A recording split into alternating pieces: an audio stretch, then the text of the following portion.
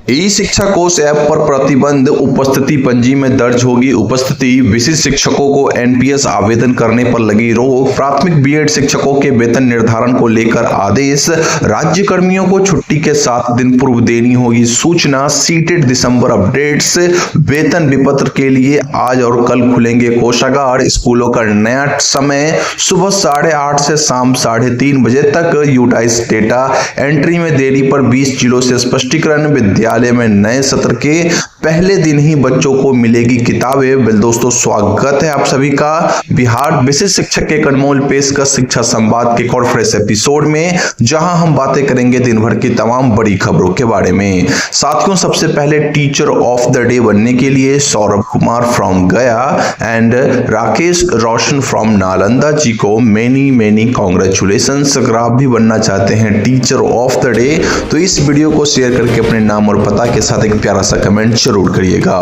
खबरों की सिलसिला स्टार्ट करें तो पहली खबर, बिहार सरकार के शिक्षा विभाग ने 1 फरवरी से 25 फरवरी 2025 तक आयोजित होने वाली इंटरमीडिएट और माध्यमिक वार्षिक परीक्षाओं में परीक्षा केंद्रों पर शिक्षक शिक्षिकाओं और कार्यालय सहयोगियों के मोबाइल फोन के उपयोग पर प्रतिबंध लगाया है। ई शिक्षा कोष मोबाइल ऐप के माध्यम से उपस्थिति दर्ज करने की प्रक्रिया भी स्थगित कर दी गई है। अब सभी शिक्षक शिक्षिकाओं की उपस्थिति परीक्षा केंद्र पर भौतिक उपस्थिति पंजी में दर्ज की जाएगी और परीक्षा के बाद वेतन भुगतान के लिए सत्यापित विवरणी दी जाएगी। जी हां शिक्षक साथियों, इसी के साथ अगली रिपोर्ट की ओर बढ़ते हैं तो बिहार विधान परिषद सदस्य वंशीधर ब्रजवासी ने शिक्षा विभाग को पत्र लिखकर ई शिक्षा कोष ऐप के माध्यम से उपस्थिति दर्ज कराने की अनिवार्यता को हमेशा के लिए समाप्त करने की मांग की है। उन्होंने ऐप की तकनीकी समस्याओं का हवाला देते हुए कहा कि इसके कारण शिक्षकों को परेशानियों का सामना करना पड़ रहा है, जैसे वेतन कटौती और समय पर उपस्थिति दर्ज न हो पाना, और उन्होंने पुरानी भौतिक उपस्थिति आधारित व्यवस्था को बहाल करने की अपील की है।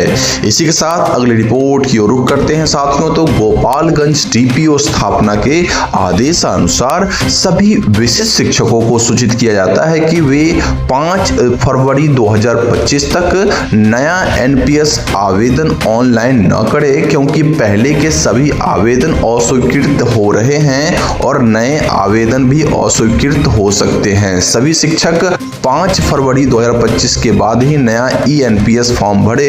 इसके साथ ही शिक्षक अपने स्तर से सेल्फ रिजेक्शन प्रक्रिया भी जल्द पूरी करें ताकि आवेदन प्रक्रिया जल्द संपन्न हो सके। जी हां शिक्षक साथियों, ये काफी अहम अपडेट्स है। आपको फिलहाल अप्लाई नहीं करनी है, पुराने अप्लाई के लिए रिजेक्शन का जो है फॉर्म अप्लाई करनी है। इसी के साथ बिहार के सरकारी स्कूलों में नए सत्र के पहले दिन ही छात्रों को किताबें दी जाएगी ताकि वे कोर्स का समय रहते रिवीजन कर सके। इसके लिए 12 करोड़ से अधिक किताबों की छपाई हो रही है जो फरवरी में समाप्त हो जाएगी। मार्च के पहले सप्ताह तक सभी जिलों में किताबों के वितरण का लक्ष्य है। कक्षा 1 से 5वीं तक के छात्रों को किताबों के साथ अभ्यास पुस्तिका भी मिलेगी पिछले बार की तरह, जबकि 6वीं से 8वीं तक के छात्रों को कंप्यूटर की किताब दी जाएगी।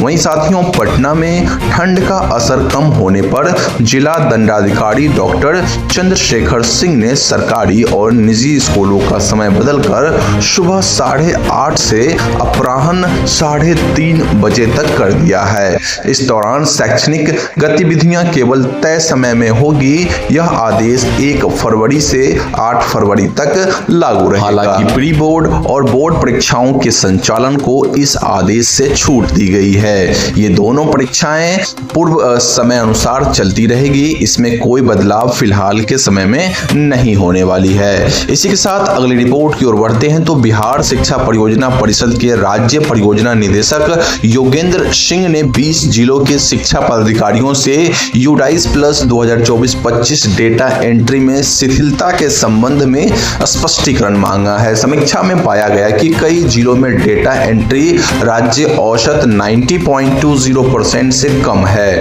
और कई विद्यालयों में प्रोग्रेशन कार्य अधूरा है। इन जिलों के 3 दिनों के भीतर स्पष्टीकरण मांगा गया है, अन्यथा विभागीय कार्रवाई की चेतावनी दी गई है। इसी के साथ अगले रिपोर्ट की ओर रुख करते हैं तो साथियों जिला शिक्षा पदाधिकारी सिवान ने 6ठे चरण के बीएड योग्यताधारी प्राथमिक शिक्षकों के वेतन निर्धारण के लिए आदेश जारी किया। आदेश के अनुसार बीएड योग्य शिक्षकों को 6 महीने का विशेष प्रशिक्षण प्राप्त करने के बाद ही प्रशिक्षित वेतनमान मिलेगा। सभी प्रखंड शिक्षा पदाधिकारियों को 2 दिनों के भीतर सूची और वेतन निर्धारण की छाया प्रति भेजने का निर्देश जारी किया गया है। इसी के साथ साथियों मैं आपको बता दूं कि बहुत जल्द बीएड शिक्षकों का जो है ब्रिज कोर्स यानी 6 महीने का जो कोर्स होती है वो बहुत जल्दी सरकार संपन्न करवा लेगी। वहीं साथियों सीबीएसई ने केंद्रीय शिक्षक पात्रता परीक्षा यानी सीटेट दिसंबर 2024 के परिणाम में पेपर 1 के लिए 24.17% और पेपर 2 के लिए 12.31% अभ्यर्थियों के सफल होने की जानकारी दी है। पेपर 1 में 6.86 लाख अभ्यर्थियों ने पंजीयन कराया, जबकि 5.72 लाख परीक्षा में शामिल हुए। पेपर 2 में 13.62 लाख ने पंजीयन कराया और 11.36 लाख ने परीक्षाएं दी। जल्द ही प्रमाण पत्र डिजी लॉकर पर उपलब्ध होंगे। वहीं बिहार सरकार ने राज्य कर्मियों के लिए नई छुट्टी व्यवस्था लागू की है। अब कर्मियों को छुट्टी लेने या मुख्यालय छोड़ने की सूचना 7 दिन पहले देनी होगी। सामान्य प्रशासन विभाग के निर्देशानुसार छुट्टी या मुख्यालय छोड़ने का आवेदन विलंब से आने पर निर्णय में देरी होती है, जिससे रोकने के लिए यह कदम उठाया गया है। यह नियम राज्य के करीब 6 लाख सरकारी कर्मचारियों पर लागू होगा और सभी जिला अधिकारियों को निर्देश जारी किए गए हैं। जी हां शिक्षक साथियों, इसी के साथ अगली रिपोर्ट्स की ओर रुख करते हैं। बिहार सरकार ने 1 जनवरी 2025 से CFMS 2.0 लागू किया है। समीक्षा में पाया गया कि विभागों को वेतन विपत्र तैयार करने में कठिनाई हो रही है। इसे ध्यान में रखते हुए 1 फरवरी 2025 शनिवार यानी आज को सचिवालय, कोषागार और 2 फरवरी 2025 को राज्य के सभी कोषागार खुले रखने का निर्णय लिया गया है, ताकि वेतन विपत्र समय पर पारित हो सके। जी हां शिक्षक साथियों, अब देखना होगा कि आखिरकार वेतन शिक्षकों को कब तक मिल पाता है। तो दोस्तों ये थी दिन भर की सभी बड़ी खबरें जो कि मैंने आपको प्रोवाइड कर दी। अन्य सभी खबरों के लिए बिहार विशिष्ट शिक्षक के ऑफिशियल व्हाट्सएप चैनल से अभी जुड़ना मत भूलिए। लिंक मैं वीडियो के डिस्क्रिप्शन बॉक्स में डाल दूंगा। आपसे पहले कई हजार शिक्षक वहां पे जुड़ के सभी खबरों को पहले पा ले रहे हैं। आप सिर्फ पीछे रह जाना, तो जल्दी जाइए और लिंक से हमारे व्हाट्सएप चैनल को ज्वाइन कर लीजिए।